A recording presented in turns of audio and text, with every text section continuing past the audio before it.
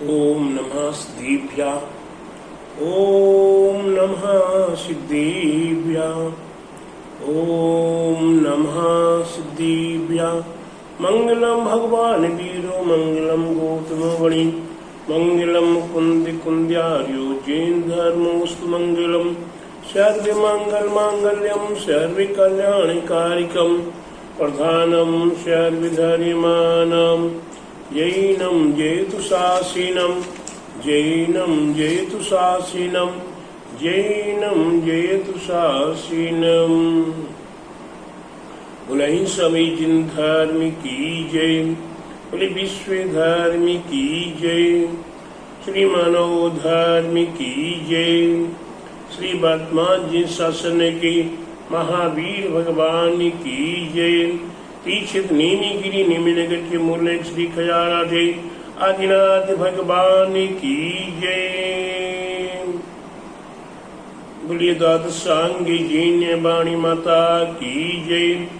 ढाई दीप में 3 कम 9 करोड़े महामुनि ऋषि राजों की जय। आचार्य गुरुवरिक स्वाठ परम तपस्वी गुणचरी परम तेसी संत शिरोमणि नैनी सागर जी महाराज के चरण में जला दी आर्यम निपामिति। आचार्य गुरुवरिक स्वाठ परम तपस्वी परचरी परम तेसी संत शिरोमणि 5 वर्ष के जल के त्यागी स्वतंत्र सेनानी ज्ञान वृद्धि तपो वृद्धि वयो वृद्धि आचार्य श्री स्वाठ नैनी सागर जी महाराज की जय। भव्यात्माओं, यहाँ प्रसंग चल रहा है द्वादशांग जन्माणी माँ। द्वादशांग जन्माणी माँ को 2 भाग में 11 अंग और 14 पूर्व के रूप में विभाजित है और वह 11 अंग क्रमशः आपको एक एक करके बताने का प्रयास किया जा रहा है। आज हमारे आचार्य, हमारे तीर्थंकर प्रभु हम भव्य आत्माओं की पर महान महान उपकार करते हुए बताने का प्रयास कर रहे हैं। प्रश्न व्याकरण अंग,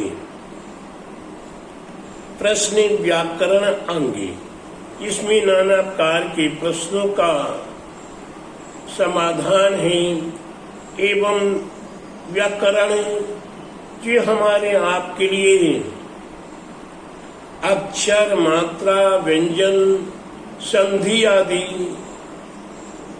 को ज्ञान कराने का उसे व्याकरण कहते हैं। शब्दों के घटाने और बढ़ाने में व्याकरण काम आता है। इसके उपरांत भी इस विषय में प्रश्न व्याकरण अंग में हमारे पूर्व आचार्य ने बहुत रहस्य भरा हुआ है। इस रहस्य में हमें जानकारी है कि ज्योतिष का, ग्रह नक्षत्र तारा आदि का, नवग्रह का, जीवन मरण का निमित्त आदि 18 प्रकार के निमित्त ज्ञान हुआ करते हैं। उन्हें ज्ञान निमित्तों का वर्णन इस ग्रंथ में किया हुआ है। साथ ही साथ नाना प्रकार के भेदा भेद का ज्ञान भी इसे प्रश्न व्याकरण अंग में बताया गया है। चोरी आदि के विषय को बताने का ये कह लो कि यंत्र मंत्र तंत्र ज्योतिष जीवन मरण लाभ हानि इन सब का उल्लेख प्रश्न व्याकरण अंग में किया हुआ है। हम जैन बंधु ना तो कुछ जानते हैं, कोई बताए तो न मानते हैं और अपने रूढ़िवाद जो पकड़ के बैठे उसे तानने का, उसे खींचने का प्रयास और करती है। यही हम संसारी प्राणियों का सबसे बड़ा दुख का कारण है। एक तो जानते नहीं, दूसरा कोई बताए तो मानते नहीं। और यहाँ तक मानने की तो बात दूर है, सुनने को भी तैयार नहीं हो पाते हैं। तो हम अपने जीवन में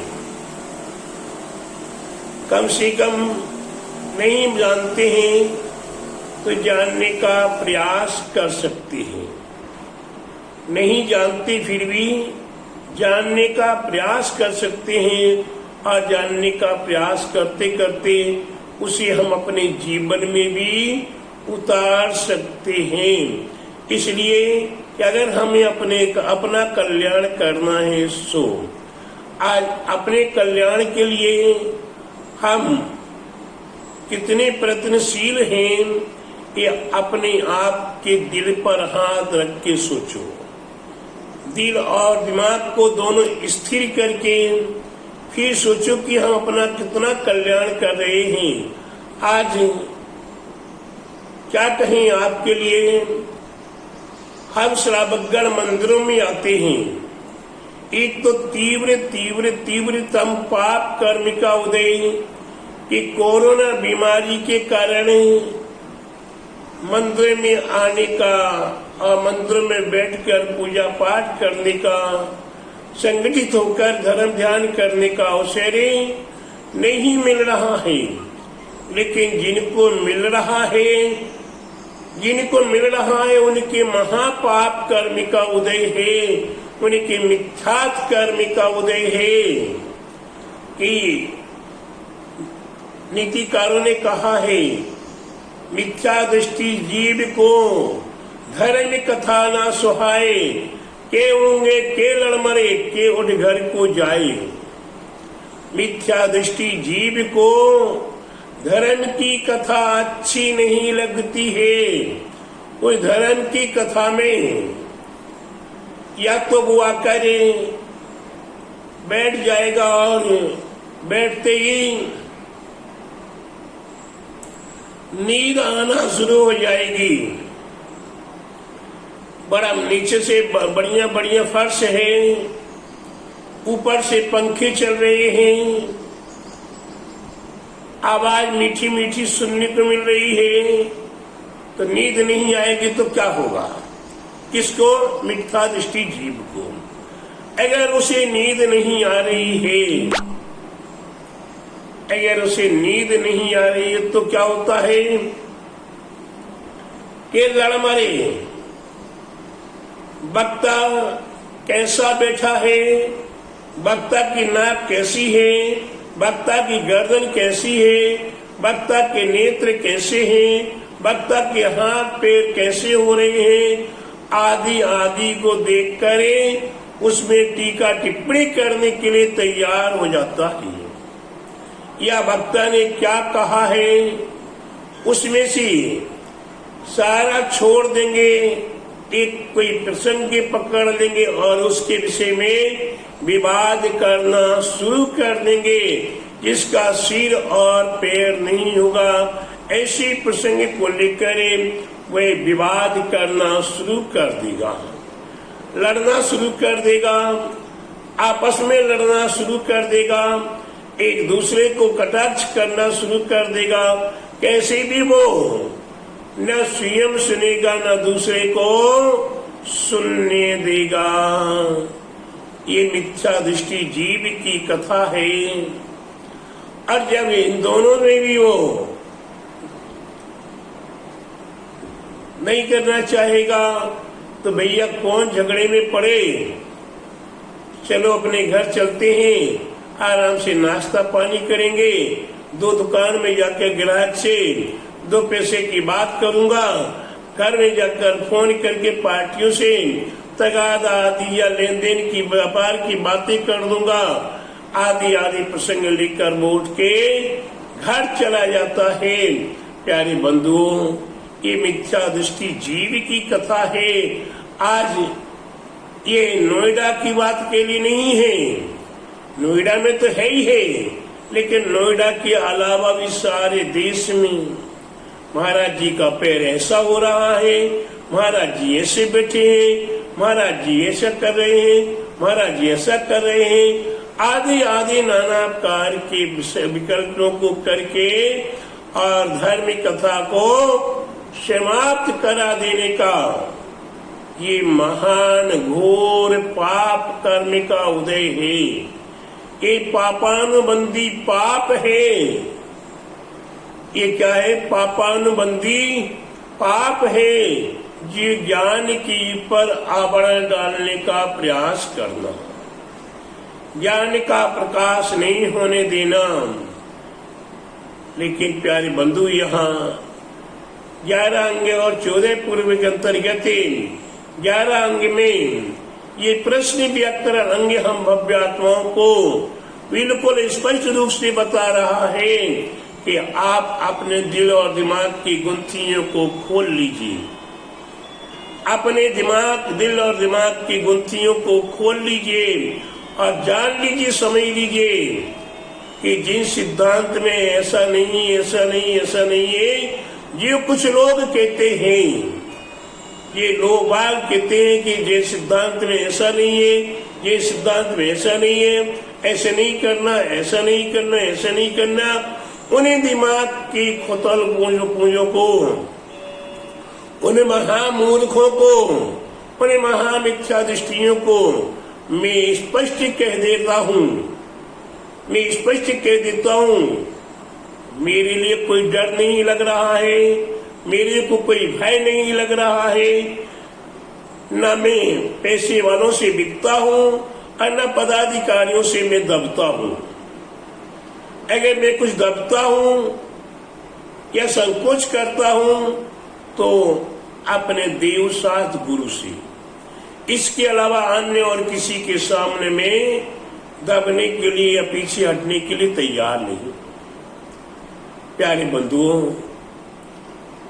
यह स्पष्ट ये कह रहा हूं, ये सिद्धांत में ज्योतिष नहीं है, ये सिद्धांत में मंत्र यंत्र नहीं है, ये सिद्धांत में अष्टांग नहीं, आदि आदि।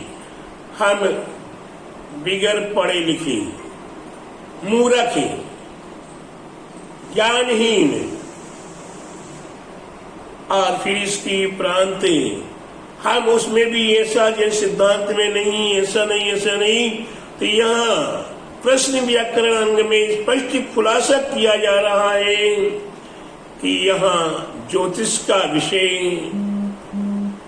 यहाँ नवग्रह का विषय, यहाँ जीवन मरण का विषय, यहाँ निमित्त ज्ञान का विषय एवं और इन अनेक भेदों का स्वरूप यहाँ समझाने का प्रयास किया। साथ ही साथ चेरी आदि के संबंध में भी हमारे पूर्व आचार्यों ने बताने का प्रयास किया है।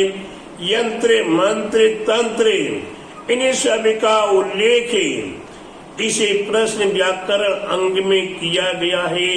इसे जानिए, समझिए और अपने दिल में उतारने का प्रयास कीजिए। अगर टीका टिक्कड़ी में पड़े रहोगे, टीका टिक्कड़ी में पड़े रहोगे तो प्यारे बंधु कभी आपका कल्याण होने वाला नहीं है, और आपके साथ जो खड़ा हो जाए उसका भी कल्याण नहीं हो पाएगा।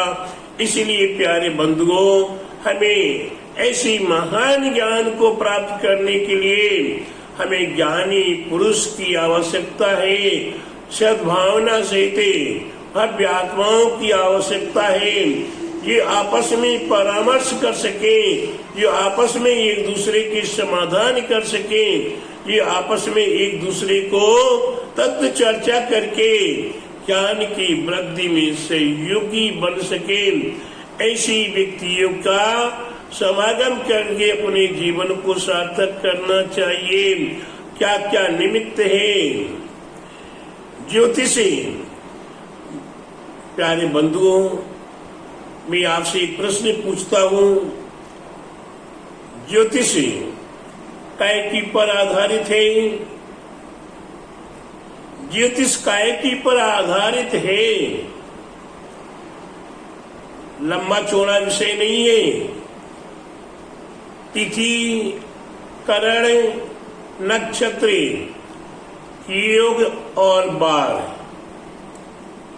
तिथि, नक्षत्र, बार, योग और करण, इन 5 चीजों पर ही ये ज्योतिष आधारित है। ऐसे ज्योतिष आदि ग्रंथ को अगर हम जानते हैं तो, अगर तिथियों को स्वीकार करते हैं तो ज्योतिष मानते हैं, बार आदि को स्वीकार करते हैं तो ज्योतिष को मानते हैं, अगर हम नक्षत्र आदि को मानते तो ज्योतिष को स्वीकार करते हैं, भगवान के मोक्ष कल्याणक आदियों को स्वीकार करते हैं, उनकी तिथियों को स्वीकार करते हैं। तो प्यारे बंधुओं, अच्छा बुरा कार्य करने के लिए आप मुहूर्त निकलवाते हो, कौन सा मुहूर्त अच्छा है, कौन सा बार अच्छा है, कौन सी तिथि अच्छी है, ये सब निकलवाते किस लिए और क्यों मनाते हैं? उन्हीं तिथियों में भगवान महावीर स्वामी का मोक्ष कल्याण के कार्तिक बदी अमावस्या की रात्रि प्रात बेला में भगवान का मोक्ष हुआ। उसी समय निर्वाण कल्याण का लड्डू क्यों चढ़ाते हैं?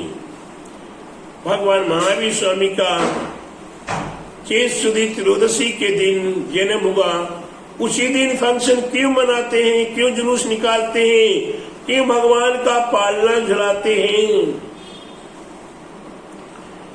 हम एक तरफ तो कहते हैं ज्योतिष है नहीं, एक तरफ हम कहते हैं कि नक्षत्र ग्रह नक्षत्र मानते नहीं है, और एक तरफ आप सब कुछ कर रहे हो।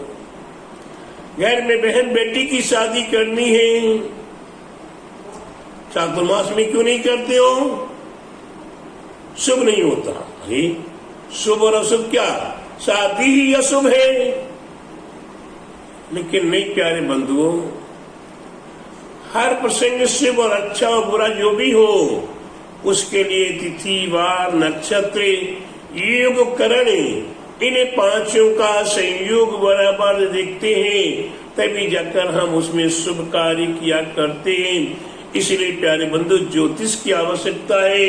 ज्योतिष में कितने नक्षत्र हैं, कितने करण हैं, कितने योग हैं और कितनी तिथियां हैं, कितने वार हैं, कितनी राशियां हैं, कितने ग्रह हैं, इन सब को जानने के लिए हमें ज्योतिष शास्त्र का अध्ययन करना पड़ेगा। और ज्योतिष शास्त्र का जब अध्ययन किया जाता है तो उस समय अध्यात्म के ग्रंथ सामने नहीं होंगे, ज्योतिष का ग्रंथ सामने होगा। तो मूढ़ व्यक्ति आएंगे, देखेंगे कि महाराज ज्योतिष का ग्रंथ पढ़ रहे हैं, ज्योतिष तो जैन सिद्धांत में नहीं है। अरे जैन सिद्धांत में कहा नहीं है? किन मूर्खों ने कहा नहीं है? किन महाज्ञानियों ने कहा नहीं है? प्यारे बंधु, ये सब कुछ जैन सिद्धांत में छिपा हुआ है। केवल मात्र आप अपने दिल और दिमाग का प्रयोग नहीं करते हो। प्यारे बंधु, दिल और दिमाग का प्रयोग करते करते सब घिस गया है। यहाँ से बाल थे, आधा ललाट ढका हुआ था बालों से, लेकिन इस माँ जिनवाणी में दिल और दिमाग को लगाते लगाते चिंतन करते करते ये सब साफ हो गया, आगे से लेके पीछे तक साफ हो गया। क्यों? कि इसमें अध्ययन का प्रभाव, ये ज्ञान का प्रभाव। प्यारे बंधुओं, आप अपने दिल और दिमाग को लगाइए, अपने दिल दिमाग का उपयोग कीजिए और अपने जीवन को सार्थक करने के लिए ये प्रश्न व्याकरण अंगे को जानने का प्रयास करें। यही हमारा आप सभी भव्य आत्माओं के प्रति मंगल आशीर्वाद है। बोले महावीर भगवान की जय, बोले द्वादशांगी जैन वाणी माता की जय, बोले आचार्य गुरु वरिष्ठ परम तपस्वी परमिति शंतिश्रमणि पंचवर्गीय पंचवर्षीय जलकित्यादि सदस्यानि ज्ञान वृद्धि तपो वृद्धि भयो वृद्धि आचार्य श्री ईश्वर नेमी सागर जी महाराज की जय।